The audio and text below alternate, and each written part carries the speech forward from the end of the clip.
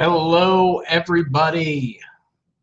We have a bunch of viewers out there already. We'll be bringing Matt on in just a minute. Before he comes on, we just wanted to give you a couple ways that you can help out. So, of course, campaigns take money, unfortunately, but you can go to that address right there, secure.actblue.com/donate/Ference. I'll drop that in the comments throughout the broadcast here, and different ways you can get more information about Matt's campaign during the, leading up to the election. So he has a Facebook page, which is @ElectFerence. Definitely reach out to him on there. Some of you are probably watching from there right now. He has a fairly active Twitter account at @MJFerence. So you can check them out there. And of course, you can see all kinds of information from Matt over at his webpage, electference.com. And of course, on the website for Matt, you will also have links to be able to donate there and links to his social media. So everything I just told you, you can head over to the website, get more information, and then link off to whatever account you want to see from there. We're going to give people a couple more minutes. I'm going to check in with the comments. Make sure, if you have questions for the Q&A session afterwards, make sure to put them in the comments. We'll bring them up on the screen, and Matt can answer them after he's done talking tonight. And just tell us where you're from. Say hi. Tell us where you're looking on from, what concerns you have. Anything you want to share, feel free to share it in the comments, and we can talk about it.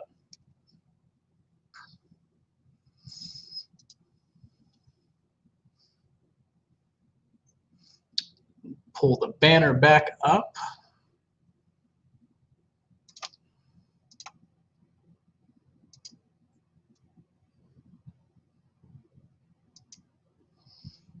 We're going to give it just a couple more minutes and 2-3 more minutes, let people get settled and filter in, and then we will be on our way.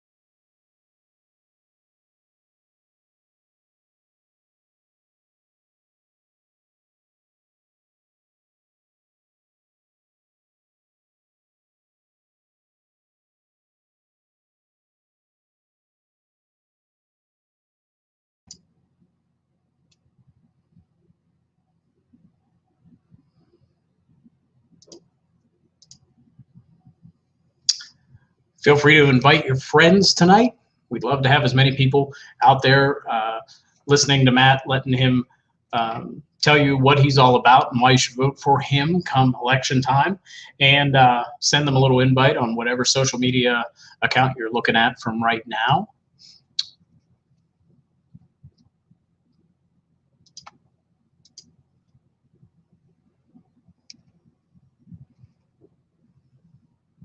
Hello to those of you who are watching right now.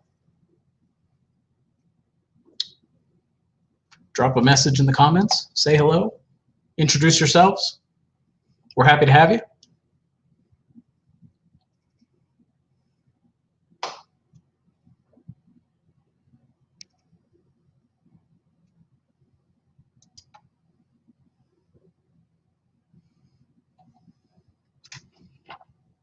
All right, so as many of you know, Matt Ference, if you're here, you know that Matt Ference is running for the PA House District 6 House of Representatives. So that envelops Crawford County and the whole way up to the Fairview and Northeast area.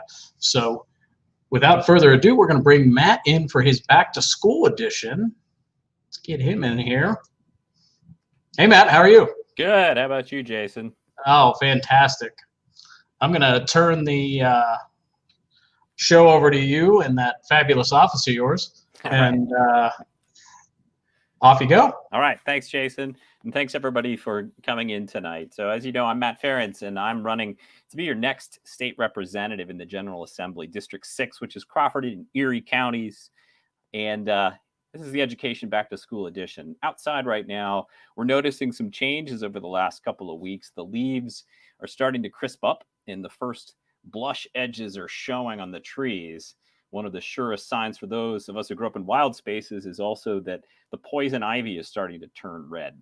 The annual cicadas have been out buzzing for the past several weeks also, which I always hear as a childhood memory of the waning days of summer vacation and the looming start to the school year.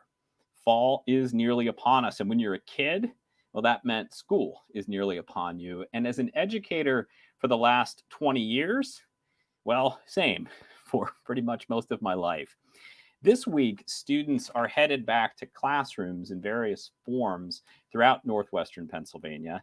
And there's one thing that's safe to say: this year is different.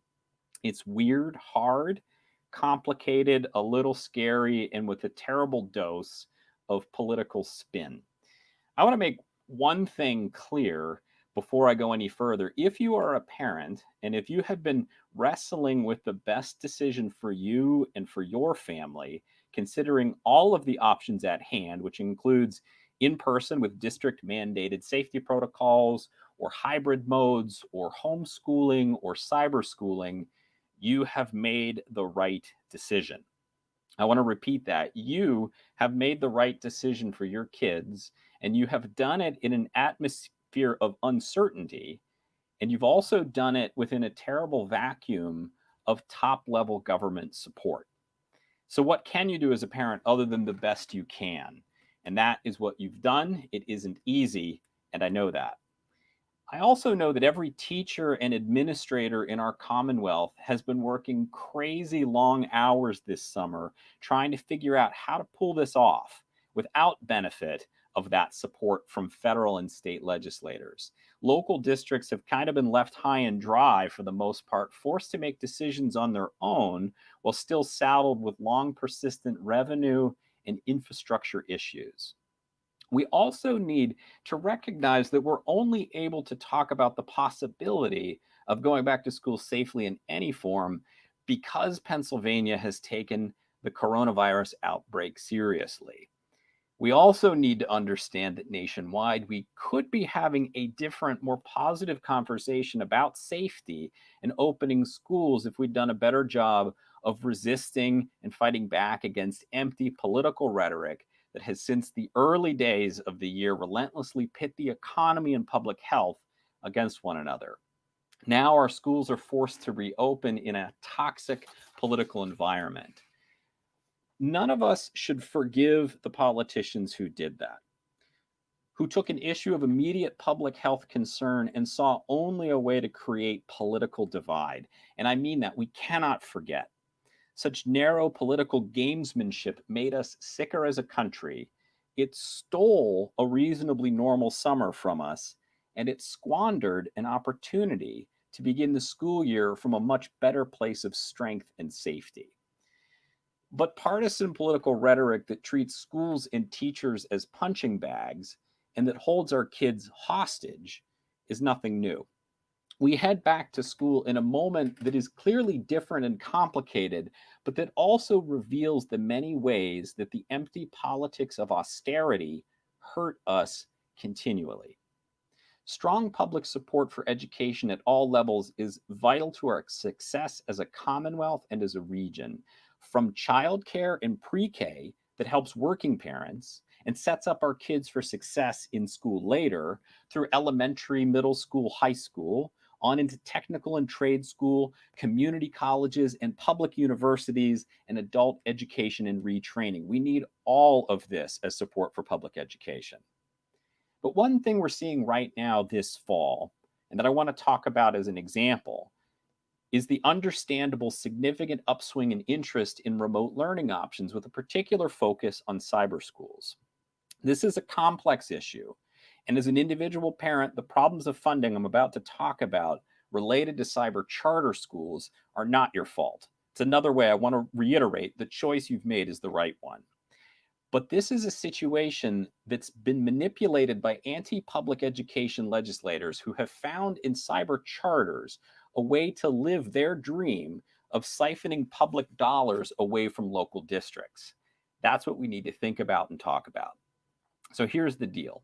In 2016-17, the most recent data I can find, Crawford Central and Pencrest school districts here in Crawford County each had to pay $1.6 million to cyber charters. I'm going to repeat that one again. $1.6 million each. Cyber charters are funded by our local districts using a tuition formula based on a district's funding. If a local student enrolls, the district must pay the charter. For 2020, Crawford Central will pay about $12,500 for each district student who enrolls in an out-of-district cyber charter. Pencrest will pay about $13,500. Normal per pupil spending in those districts is about $15,000 and $16,600 respectively. Now, as you know, I am running against someone in this race, Brad Roy, whose philosophies of public investment could not be more different than mine. So it is with cyber charter spending. Representative Roy will tell you, and he's made this point as recently as today, just as he did in a recent constituent newsletter emailed out, that this formula for cyber charters is a good deal for local school districts because they get to keep the extra money. He rounds the numbers to $12,000 for the charter tuition and $16,000 for the per pupil funding, which is fine for our purposes of discussion, but his conclusions are not. Roy makes it sound like the $4,000 are a great little bonus for the school district. They get to keep it, bonanza. But it's not a good deal because the district has nearly unchanged expenses. Their buildings still need maintenance and heat and electricity, and the buses still need to run, and the wages still have to be paid, on and on. Thus, the reality is that the cyber charter scheme that we currently have in Pennsylvania is in effect a private ed voucher that siphons public money to a private organization that has much lower overhead than our local schools and who spend a ton of money on the snazzy television ads you've probably been seeing on TV this summer. So I might put it this way to be blunt. Our tax dollars are paying for television ads that siphon local tax dollars away from our local schools. And it gets worse. Some schools like Pencrest have wisely responded to the demand for cyber options by developing their own online academies, which they can provide at dramatically lower costs to the district than charter school tuition, plus the teachers can be available locally to help students.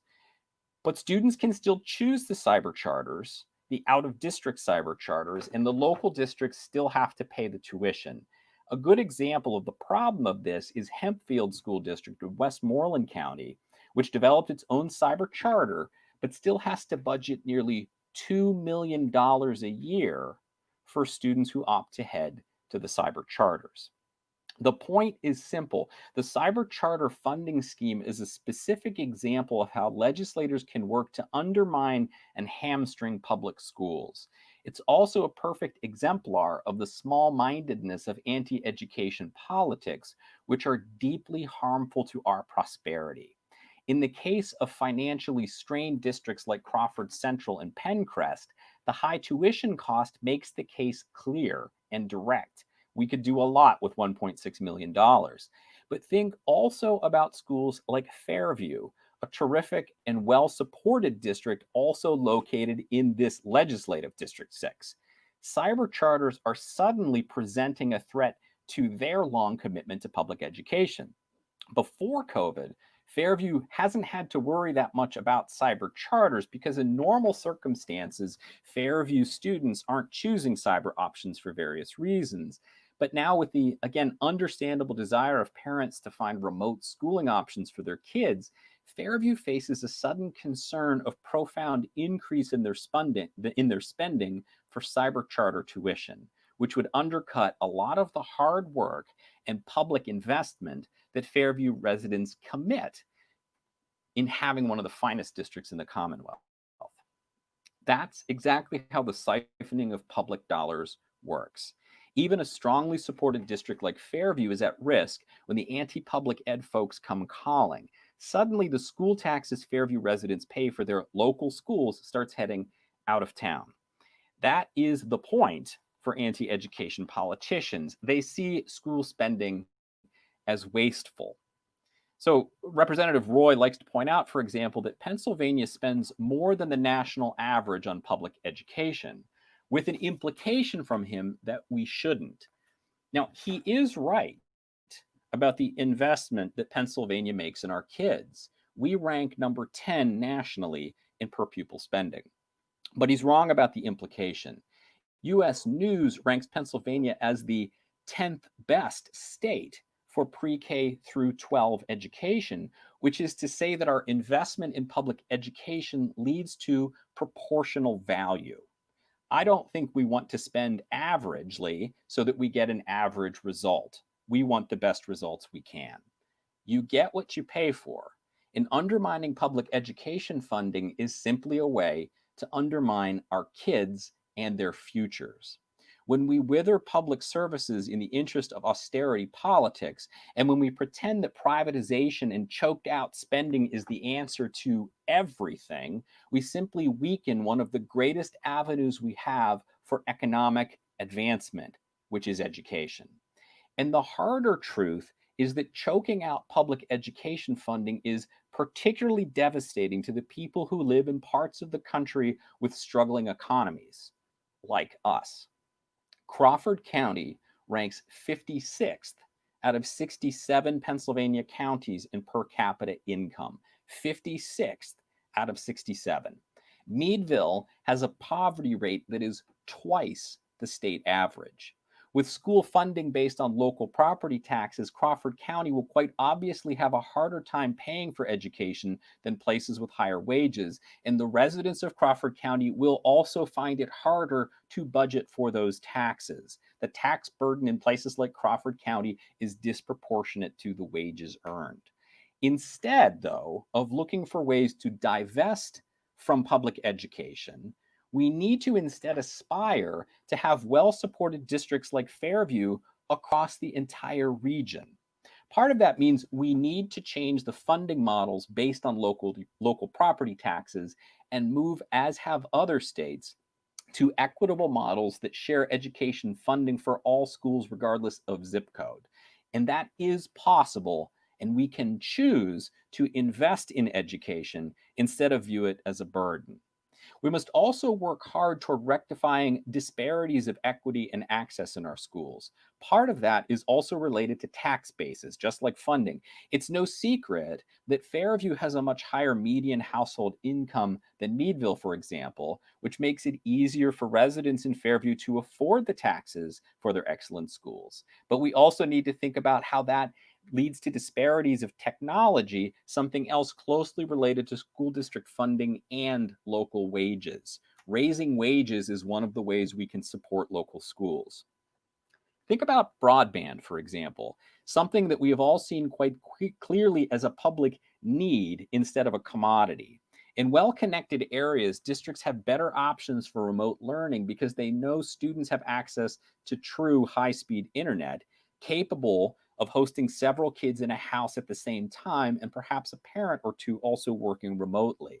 They also have access to laptops and tablets. That is not the case in the rural parts of our region, where some students have to sit in parking lots outside of volunteer fire departments who have stepped up to offer hi-fi hotspots, but is not the ideal situation for learning.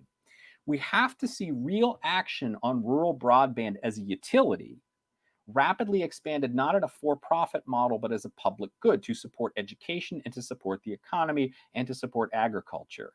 This can help level the technological playing field for our students, and it can be part of the answer to building a stronger economy in rural Pennsylvania. With real high-speed access, more residents could work from home, for example, and telecommute to strong wage jobs. We could welcome new neighbors who have the option to telecommute, but would also like to live in our neck of the woods. And our farmers could have access to the online commodity brokerages they need to get their products to market. Like schools, public investment in broadband and a general eye toward developing a region instead of locking it down in an economically pinched past are good for all of us. In a similar vein, we need to also invest in education that encourages the widening of horizons instead of the narrowing of possible futures. We all know what my opponent said a couple years ago about state funding and students who study poetry or other pre-Walmart majors. That belies a concept of education that means students only matter when they provide value to industry. Instead, we need to support our schools in ways that value the students and that gives them the options to study broadly in science and the arts and in technology and in trades. Who really knows who they are when they're 17? We need an education with enough support to help students figure out their next steps in life. So when they finally know that they find meaning in poetry or chemistry or auto repair or social work, that they are both prepared and able to make those choices.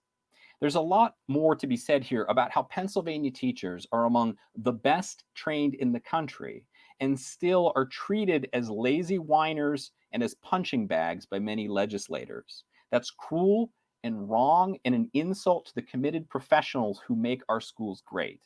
And we need to talk about better funding for our state universities, because one of the great embarrassments for Pennsylvania is that we rank near the bottom of the country in higher ed student debt, which prevents our young neighbors from getting good starts in life, in buying their first home, in starting their families, and pursuing careers that matter to them here at home and that matter to all of us. The overall point can be summed up in an old saying, perhaps cliche, but that strikes me as apt this evening. If you think education is expensive, try ignorance. We can't afford to continue the inequities of education that plague our school districts and our region. We can't continue to ignore what we know about education and economic advancement. We can't ignore the importance of the trades in career development education, and we can't allow ignorant legislation that will further exacerbate the wage and prosperity gaps we see in northwestern Pennsylvania. Here in District 6, we all stand to lose when legislators work to undermine public education, when they suggest that money spent on education isn't money well spent. Public schools reflect a nobly American ideal that each and every person has the right to a high-quality public education, which is very much part of our right to life, liberty, and the pursuit of happiness. Thanks, and I am ready for some questions. And questions we have. So Glenn has been very active. Glenn Tunnell from Meadville, he's been very active in the comments, popping some questions in there. So the first one, let's see here. So why aren't the public districts advancing more online public charters? On one hand, I can't answer the question of how public districts are developing that. They are at the same time. So, the example is Penncrest, and I know under emergency circumstances, Crawford Central and others are figuring out ways to deal with online options. And I'm going to have to make an educated guess on this a little bit, Glenn, but part of this is about resource allocation, that if you're already pinched in providing the services that you're providing for in-person education, it's not that easy to start developing the technology infrastructure. One of the greatest lies perpetuated about online education is that it's somehow cheaper to implement and deliver than in-person education. And what you find at all levels is that remote education tends to actually be more expensive than in-person education because of the technological requirements for building it, and also that the training that individuals need for it. So I agree with you that it would be wonderful, and I think public districts, and I have a feeling public districts are interested in developing those online options, but they're not going to be able to do it if their funding base winds up being diverted to privates and for-profits. Okay. Let's see. So should we end most state mandated PSSAs and let teachers decide how to teach? I actually do think that. I mean, as for which exams are useful and not, that's a question for the education professionals. One of the things I think about is to become a certified teacher in the Commonwealth of Pennsylvania, your undergraduate degree is about halfway or more to a master's degree already.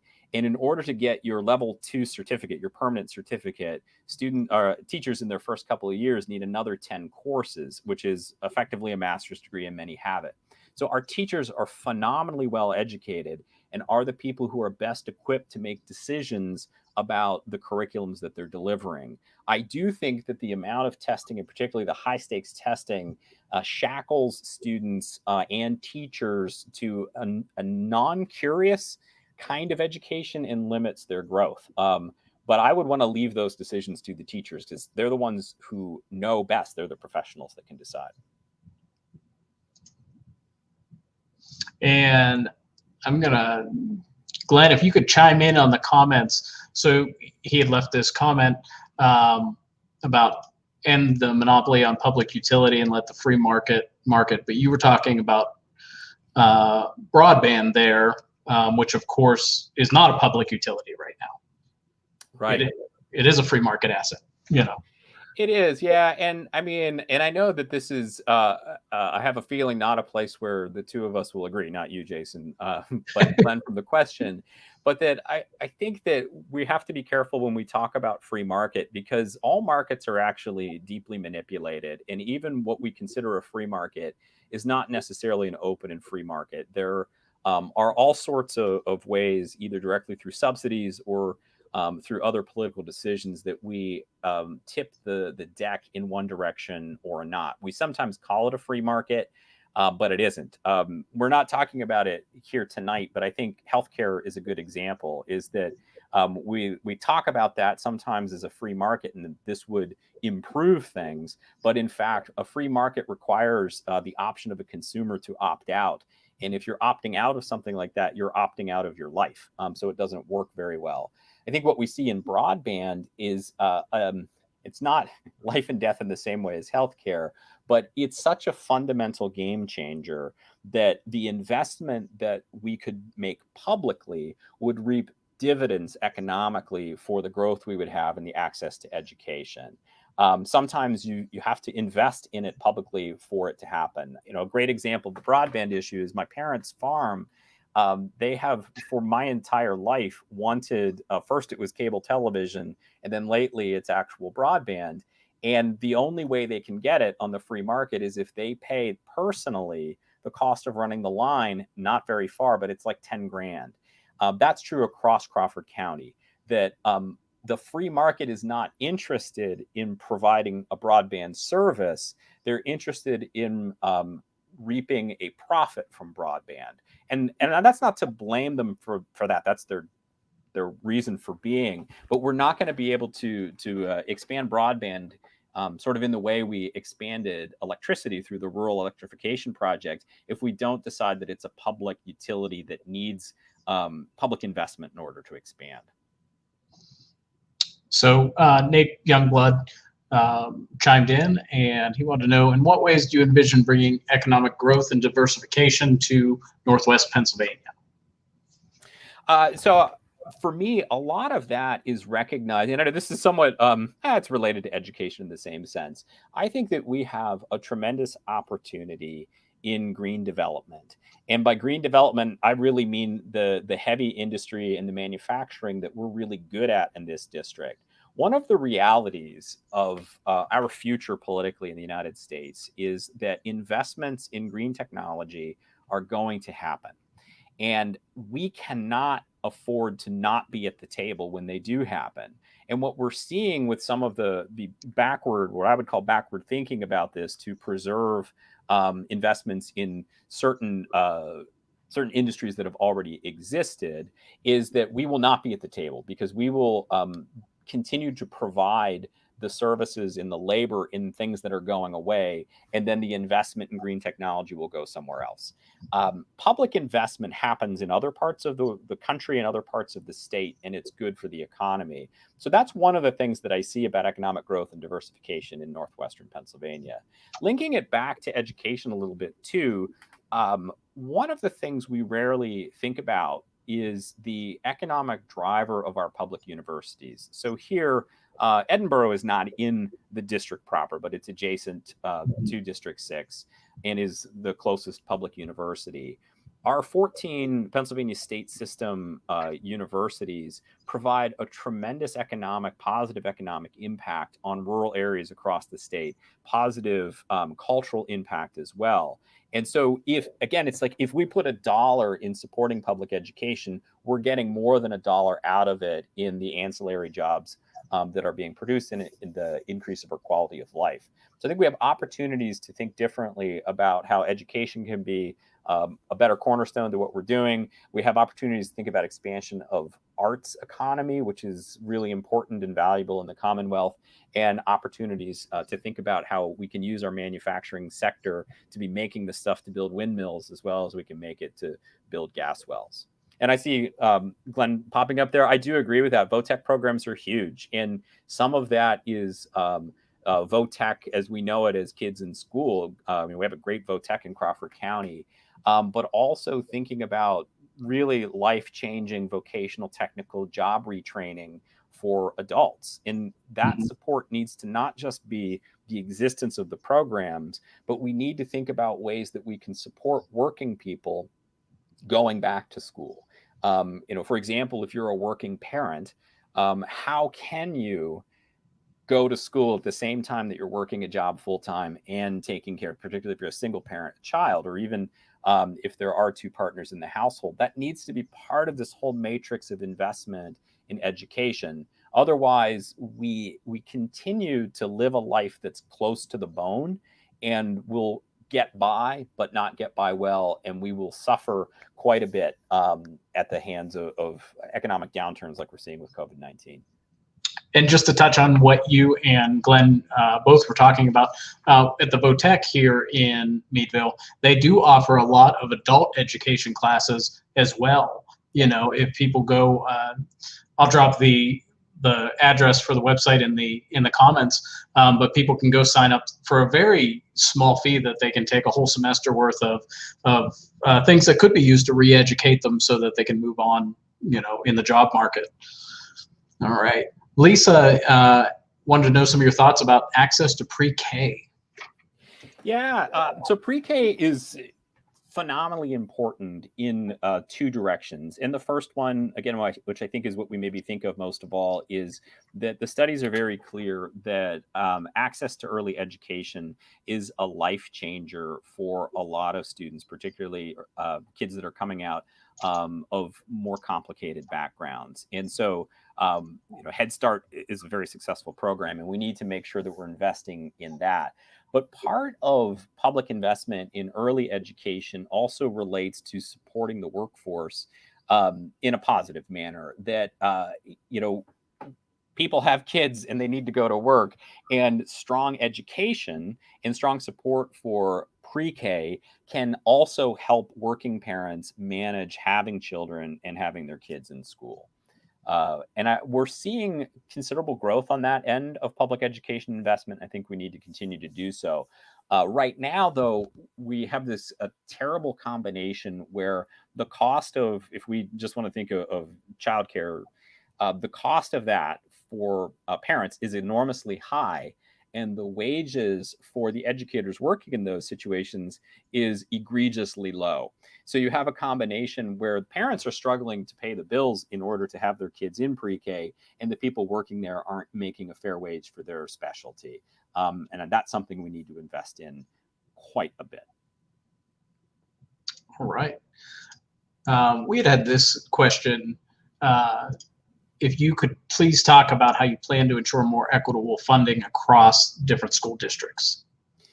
Yeah, I mean, the problem that we're stuck with, and we have been stuck with for quite a long time in Pennsylvania, is that we base a predominant amount of our school district funding on local property taxes. Mm-hmm. And the obvious outcome of that is that the higher the wages in an area, or the more valuable the property, then the better funding there will be for the schools. And so, or to put it a different way, lower income areas are going to have problems funding their school districts.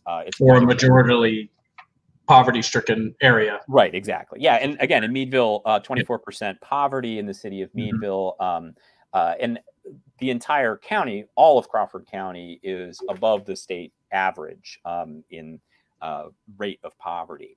Sure. So that means we need to think about funding for schools as a state issue, not just a local issue. And I think that conceptually this ties into a lot of the mandates that come out of Harrisburg that tell school districts what to do, but then they don't actually fund them to do it.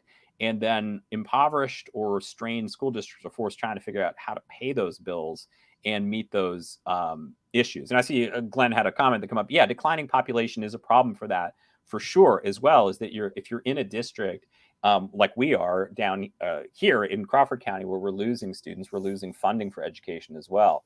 So if we develop an equitable state model where we're pooling the tax source for education at the state level, and then fairly and equitably distributing across all the districts in the state, we will level that playing field and more people can win. There's obviously always going to be opposition to that from some of the wealthier school districts. And I think what we need is rural representatives who will fight for that. Is that there's a great benefit to a wealthy district not having to share any of that wealth with the other districts, but it's not fair to the kids. And there are plenty of other states that have done this. Wyoming has actually been pretty successful in some equitable funding. I mean, they've definitely been helped by the economic boon of the Bakken sands, or not sands, but the Bakken fields for oil.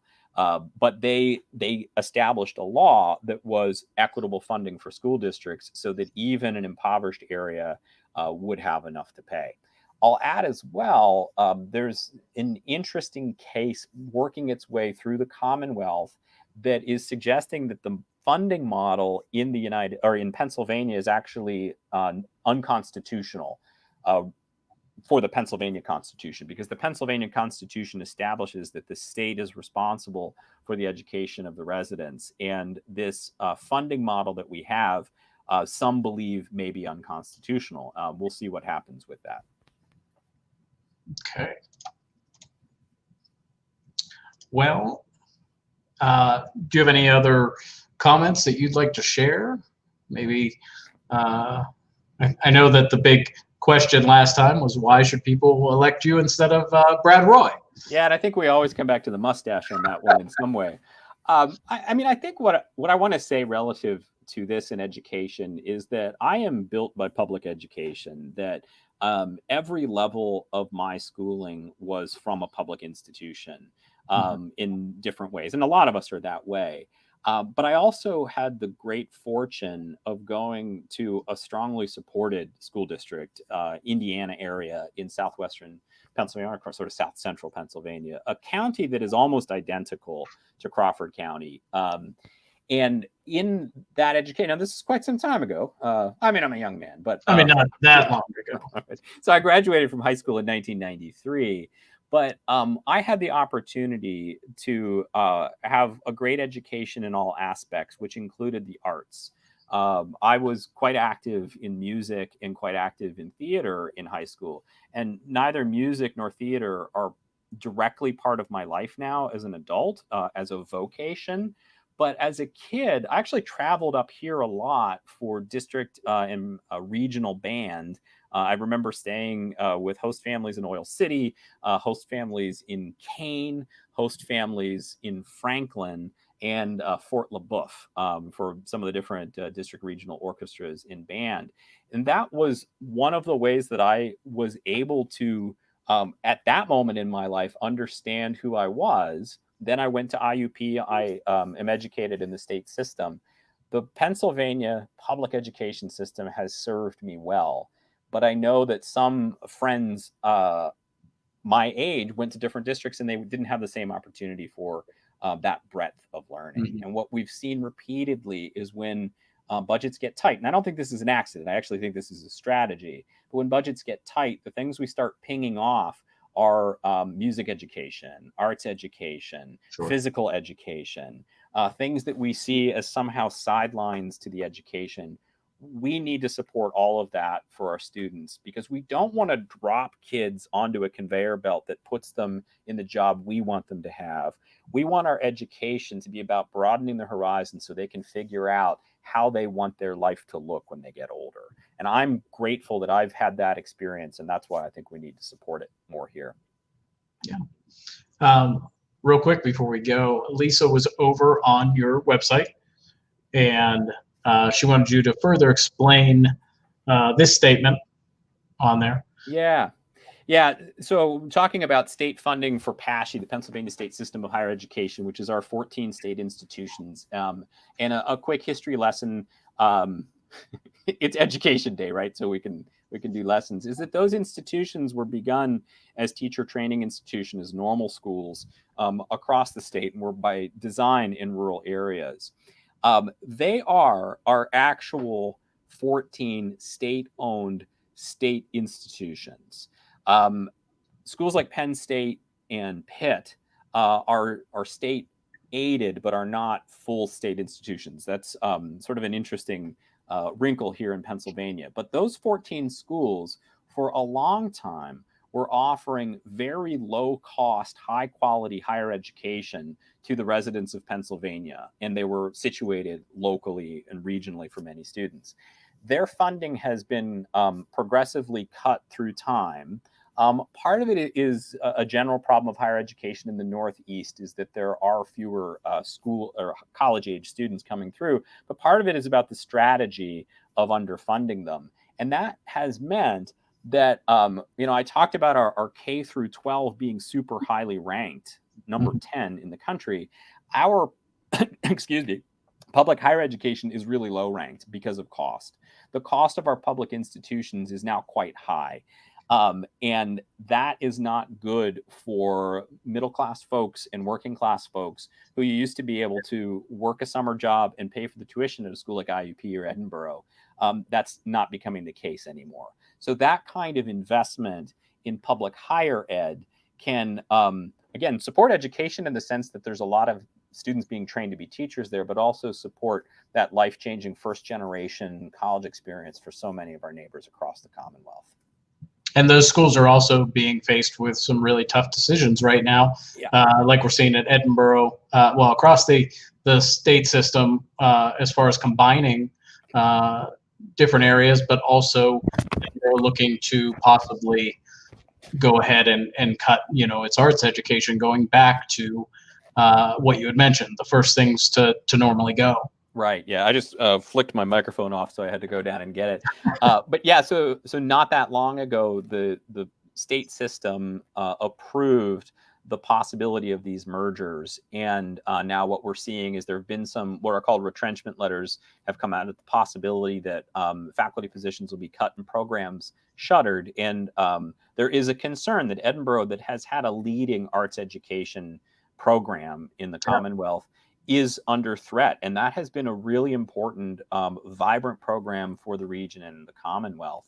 And, if they don't have the money, the cuts have to happen. And that's part of the issue. Mm-hmm. Yeah, I know that whenever I was at Edinburgh, you had artists going off to work with Disney and different animation studios and super, prestigious programs around the country, but also lots of great local artists and everything that have come out of those programs. Yeah, absolutely. So, let's see what Nate, I'll have to sit up really tall in my chair because Nate's comment's going to cover me up here. So what kind of balance do you envision between budgets and the diversity of education?